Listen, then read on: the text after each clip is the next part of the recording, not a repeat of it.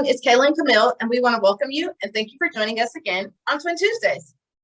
This week, we wanted to discuss things you should consider when thinking about needing to change brokerages. Sometimes we get into real estate without knowing a thing and have to learn along the way.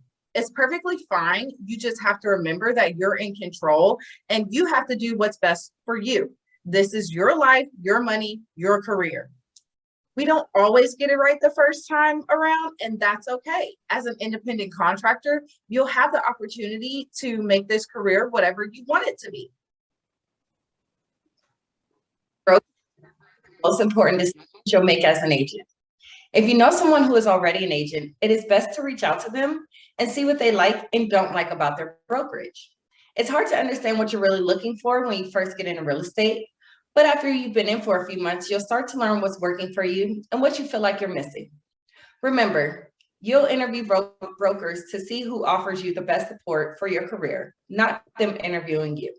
As with any job and boss, you may not always get it right the first time. So in the event that you want to leave your brokerage, it is okay. Trust yourself and know what you need for your business and that you have to do what's best for you.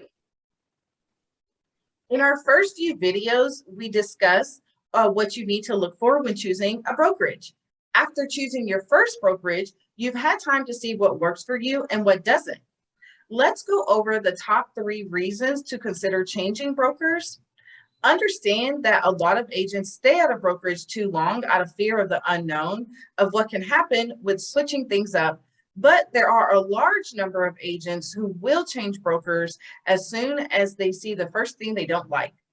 Of course, it is a lot of money spent on marketing material for your brokerage, but sometimes you'll just have to take losses and move on. Number 1, support. Feeling supported and having support can keep you encouraged or discouraged in this industry. As a new agent, it is extremely difficult to stay focused and motivated and even try to figure out what to do and when. A broker that you can rely on for communication and support is extremely important. Remember, they are ultimately responsible for your license, so being able to communicate with them, and especially when you need them, is most vital. If your broker is hardly or never available to help you, it may be time to consider leaving the brokerage. Number 2, training. A brokerage that offers training for new agents and training throughout your tenure is super important.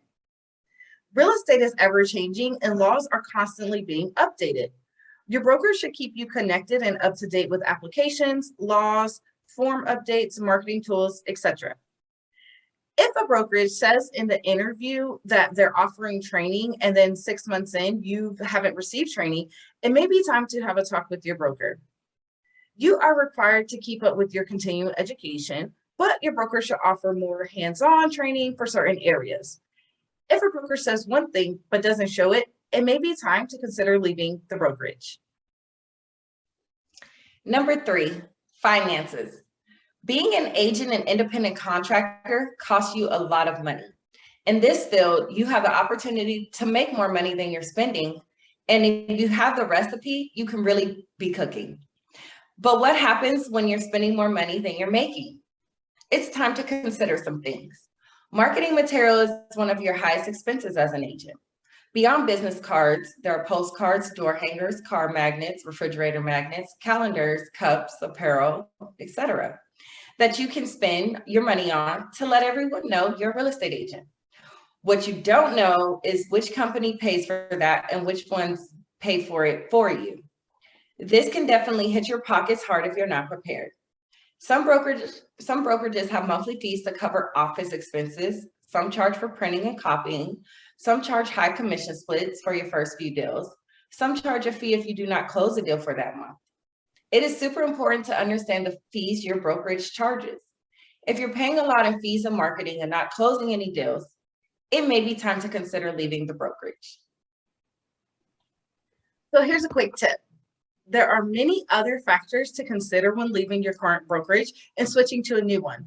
And you never know what the new brokerage really offers you until you get there. But if there's one thing I can tell you about real estate, it is that it's all about taking risks. And sometimes taking that jump could be everything you needed.